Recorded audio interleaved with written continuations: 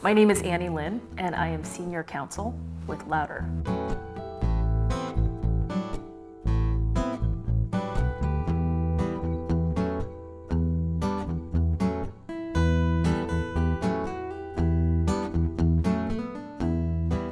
So when I was in college, I taught myself guitar, and I played guitar in an open mic competition on campus, and I won, and I started to play all these open mics all over town, and those led to shows all over town, and eventually I found myself touring and playing shows all over the country and releasing CDs and doing all of that.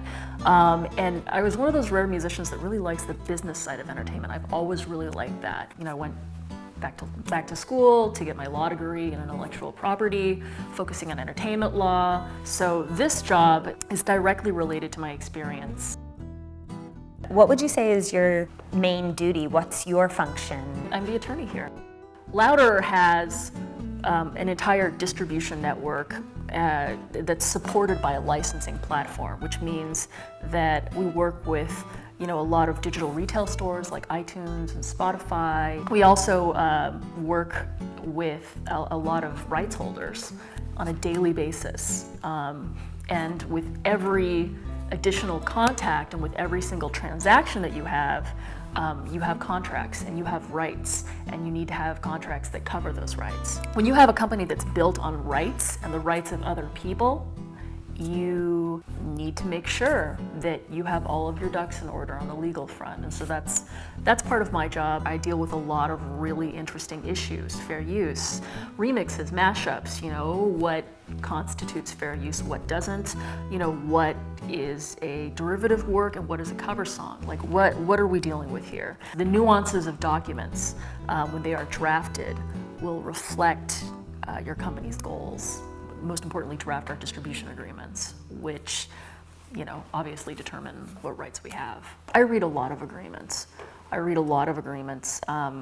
Footnotes and fine print, I am actually looking at that. I just find it to be so fascinating. I love finding out who played with who wrote music with who controls this song, and then what mergers and acquisitions have happened to lead the song to ending up in some vault at Warner. Like, how did that happen? That's really fascinating to me. Can you take me through a typical work day for you? I usually run through emails. We have a lot of negotiations with distribution outlets or, different labels or publishers, different parties that we work with. And those negotiations aren't they're not gonna happen over the course of a single phone call. They'll happen over email, over the span of weeks. What's the worst part of your job, or the part that you dread the most? Sometimes a document can carry a lot of baggage. Maybe there was a different business model at the time, or things were structured differently, but now they're structured in another way, and maybe you want to make a change, but maybe making that change will structurally affect other things. Documents are very much about structure. Businesses change and evolve, and as they evolve, the documents sometimes need to evolve with them. You can't get rid of the document entirely because it is so intrinsic to your operation, but at the same time, it has a lot of baggage, and you really just want to strip out all of that baggage. Our office is located in a really unconventional space. This used to be a grocery store in the 1800s. Right now we're sitting in our conference room, which has a piano in it.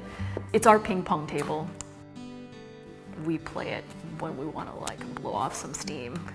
My desk is currently very clean. I really like exposed filament bulbs. I don't know if that's a hipstery thing to say, but I like them, so I have an exposed filament bulb lamp at my desk. I have some random business cards at my desk. Everyone on this team is a musician or just a consummate music lover. Actually, a lot of my colleagues are extremely talented. Classically trained musicians, you never want to go to karaoke with them. I think that the idea of giving artists more power, empowering artists and giving artists choice, that's something that we agree with across the board. That's a principle that our company stands behind. I love that I can work with a company that embodies these principles. If I'm going to take over your job tomorrow, what are the key things I need to do? It would be really important for you to have a strong understanding of music rights, copyright, How does it operate? What kind of rights go in a song, master and composition? You know, like how is that sliced and diced? What rights are needed for streaming? What rights are needed for download? You know, what is a cover song license? What's a remix like? What's a derivative work? All of these things. You need to understand the principle of bargaining power and the fact that most of the entertainment business is structured around that. Experience is important because relationships and contacts are the crux of working in entertainment, and you need to have that. That's not something that comes overnight. So there's really no way that I'm going to be able to step into your job tomorrow and not totally burn down the entire company. I could be an apprentice. You could be apprenticed.